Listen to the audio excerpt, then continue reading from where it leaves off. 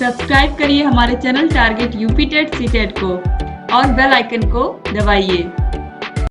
Hello friends, मैं रेनू स्वागत करती हूँ आप सभी भावी अध्यापक एवं अध्यापिकाओं का आपके अपने channel target UP TET CTET में। दोस्तों, आज की इस वीडियो में हम पढ़ने वाले हैं बुद्धि के सिद्धांत। दोस्तों, बुद्धि किसे कहते हैं, बुद्धि की परिभाषा, बुद्धि के प्रकार और बुद्धि की विशेषताएं मैंने आप लोगों को पिछली वीडियो में पढ़ा दी थी। इस वीडियो में आप देखोगे बुद्धि के सिद्धांत। दोस्तों, यहाँ पर देखिए बुद्धि के कई प्रकार के सिद्धांत है, एक कारक, द्विकारक या एक तत्व सिद्धांत, द्वितत्व सिद्धांत, इस तरीके से है। तो एक कारक, द्विकारक, त्रिकारक सिद्धांत, ये सभी के विषय में आप विस्तार से पढ़ोगे और ये सब आपके एग्जाम के लिए बहुत बहुत महत्वपूर्ण है। आप किसी भी ईयर का पेपर उठा के देखिए शिक्षक भर्ती के, आपको सभी में आपको क्वेश्चंस मिल जाएंगे इस चैप्टर के। तो बुद्धि चैप्टर बहुत बहुत इंपॉर्टेंट है आप लोगों के लिए।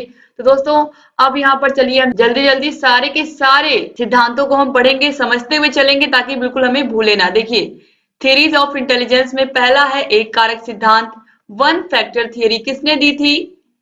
बिने, टर्मन और स्टर्न ने। सबसे पहले बिने का नाम आता है, तो याद रखिएगा एग्जाम में पूछता है कि एक कारक सिद्धांत किसने दिया है, और ऑप्शन में अगर बिने दिया है तो राइट आंसर आप बिने को ही लगाओगे। कब दिए थे? 1911 में। तो इन्होंने क्या माना है, इन तीनों वैज्ञानिकों ने, बिने, टर्मन और स्टर्न ने क्या माना है?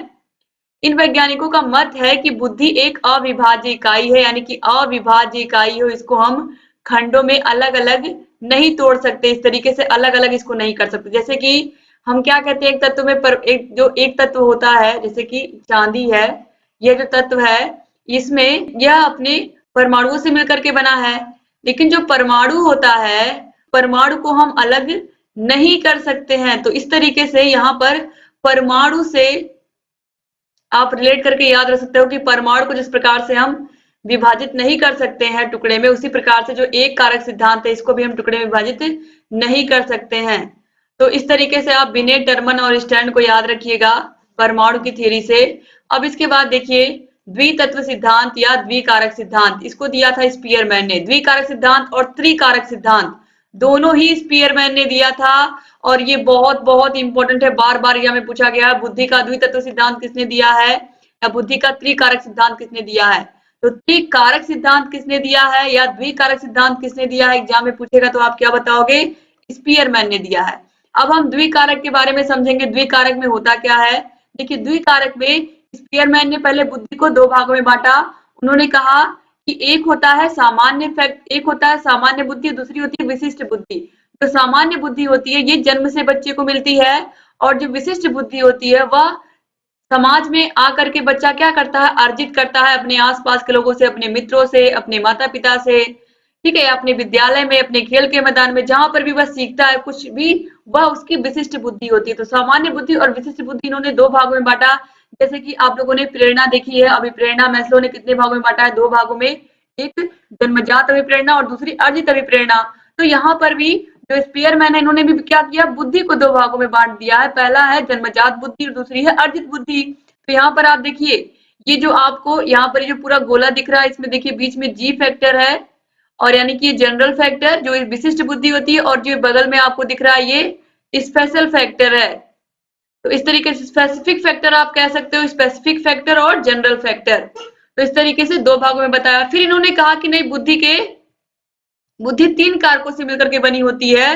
तो इस सिद्धांत में सामान्य तत्व और विशिष्ट तत्व बराबर बराबर होते हैं, जबकि यहाँ पर आप देखिए यहाँ पर बराबर बराबर नहीं है। एस फैक्टर क्या है, जी फैक्टर के बगल बगल आपको दिख रहा है। लेकिन जो त्रिकारक सिद्धांत है इसमें जितना रोल जन्मजात बुद्धि का होगा उतना ही रोल अर्जित बुद्धि का भी होगा, यानी कि 50% रोल इन्होंने क्या यहाँ पर माना है, 50% रोल जो होता है स्पेसिफिक फैक्टर का होता है, स्पेसिफिक फैक्टर का होता है, और 50% रोल जो होता है 50-50 इन्होंने बांट दिया, किसका होता है, जनरल फैक्टर का होता है। तो इस तरीके से त्रिकारक सिद्धांत में दोनों को आधा आधा इन्होंने डिवाइड कर दिया है। तो ये त्रिकारक सिद्धांत में आ गया। तो एग्जाम में पूछेगा तो आप बता ले जाएंगे ना, एक कारक सिद्धांत किसने दिया है, बिने, टर्मन, स्टर्न ने, यानी कि अगर एग्जाम में बिने ऑप्शन दिया तो बिने को ही आप सही लगा दोगे। द्वितत्व सिद्धांत और त्रितत्व सिद्धांत किसने दिया है, स्पीयरमैन ने दिया है, स्पीयरमैन ने दिया है। इसके बाद है बहुकारक सिद्धांत या बहुतत्व सिद्धांत, मोस्ट इंपॉर्टेंट। बहुकारक सिद्धांत या बहुतत्व सिद्धांत किसने दिया है? थॉर्नडाइक ने दिया है। बुद्धि का बहुकारक सिद्धांत किसने दिया है या बहुतत्व सिद्धांत किसने दिया? अगर एग्जाम में पूछेगा तो आप क्या बताओगे? थॉर्नडाइक ने दिया है। और इन्होंने कहा है कि जो बुद्धि है वह क्या है? वह एक स्वतंत्र कारक है। ठीक है, थॉर्नडाइक ने अपने सिद्धांत की तुलना बालू के ढेर से की है तथा लंबाई, चौड़ाई, क्षेत्र और गति की चर्चा की है। इस प्रकार यह सिद्धांत बालू का सिद्धांत भी कहलाता है। इसे बहुल या श्रमिक योग्यता सिद्धांत भी कहते हैं। श्रमिक योग्यता सिद्धांत भी कहते हैं, इस बात को आप जरूर याद रखिएगा। बहुतत्व सिद्धांत या बहुकारक सिद्धांत किसने दिया है? थॉर्नडाइक ने। और इस सिद्धांत को हम श्रमिक योग्यता सिद्धांत भी कहते हैं, बालू का सिद्धांत भी कहते हैं। तो याद रखिएगा। इसमें देखिए, जैसे कि ये कोई तत्व है, अभी मैंने आपको यहाँ पर एग्जाम्पल दिया था चांदी का, चांदी ही मान लेते हैं। तो जो चांदी तत्व है, यह ढेर सारे इसके क्या होंगे, इसमें इस तत्व में क्या होंगे? इसके अपने खुद के ढेर सारे परमाणु होंगे।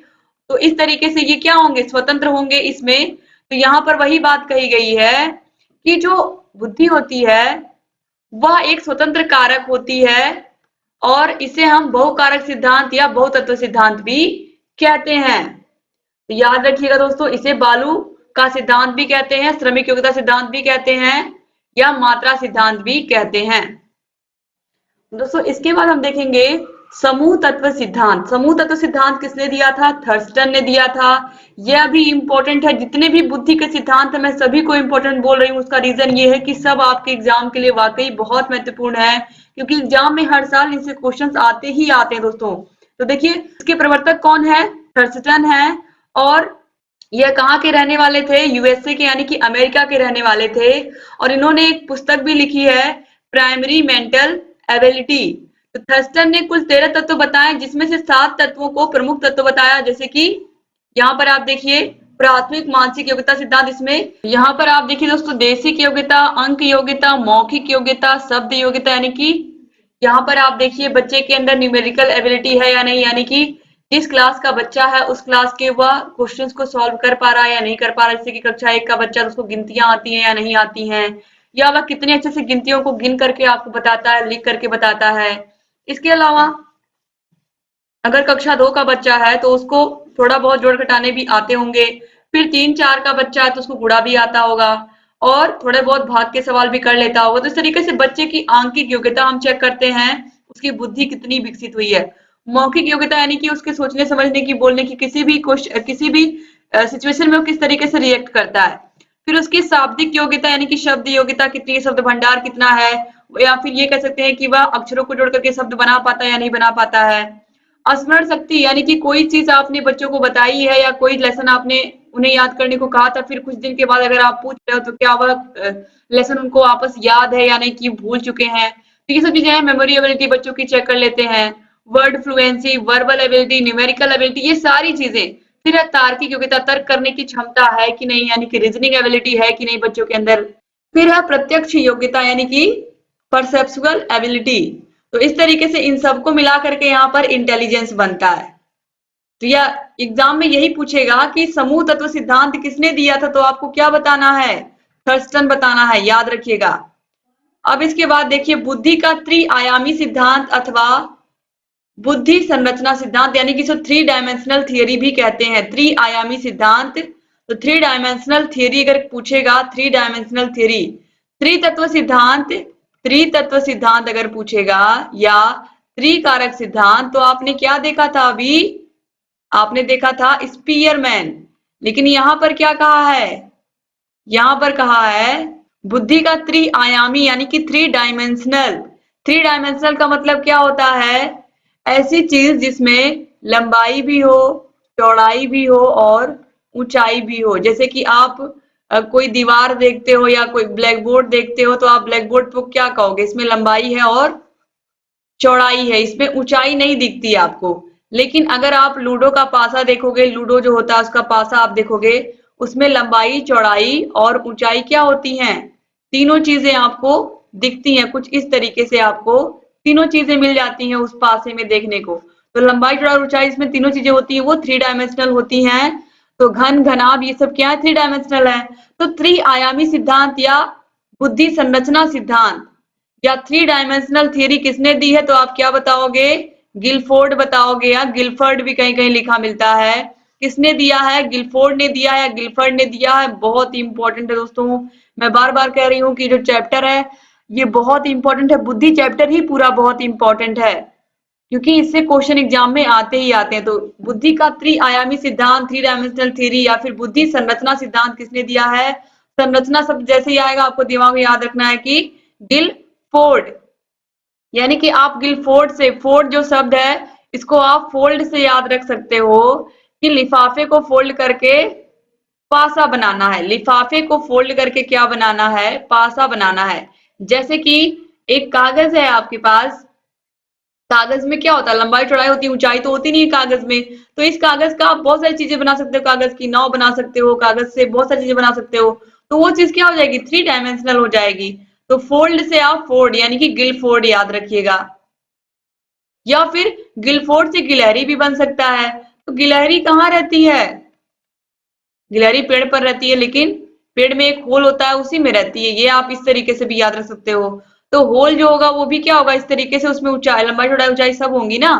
तो इस तरीके से भी याद रख सकते हो आप। तो गिलफोर्ड ने सन 1967 में, यानी कि 1969 में, 1967 में डिब्बे के आकार का एक मॉडल प्रस्तुत किया, यानी कि डिब्बे के आकार इस तरीके से पासे की तरह।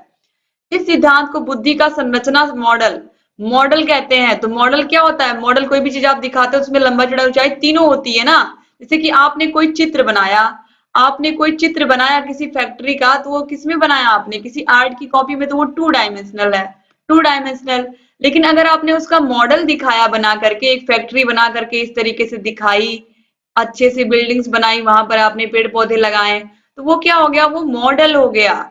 तो मॉडल यहाँ पर याद रखिएगा, बुद्धि का संरचना मॉडल भी इसको कहते हैं। इस सिद्धांत के अनुसार व्यक्ति की मानसिक योग्यताओं को तीन आयामों में वर्गीकृत किया गया है: विषय वस्तु, संक्रिया और उत्पाद।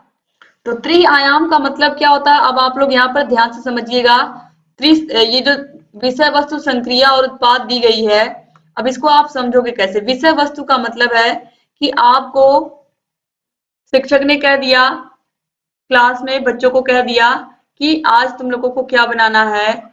आर्ट बनाना है, और उसको क्या करना है? कलर भी करना है। तो आप बच्चों को, आपने कॉपियां दी सभी बच्चों को, फिर सभी बच्चों को आपने कलर दिया, कॉपी दी, कलर दी, इसके अलावा ब्रश दिया, जिससे बच्चे उसको कलर करके आर्ट को दिखाएंगे। तो आपने कहा बच्चों से कि मुझे फ्लावर्स बना के दिखाओ, फ्लावर्स नेम और फ्लावर्स को बना करके दिखाओ। तो बच्चों के पास पेंसिल होनी चाहिए।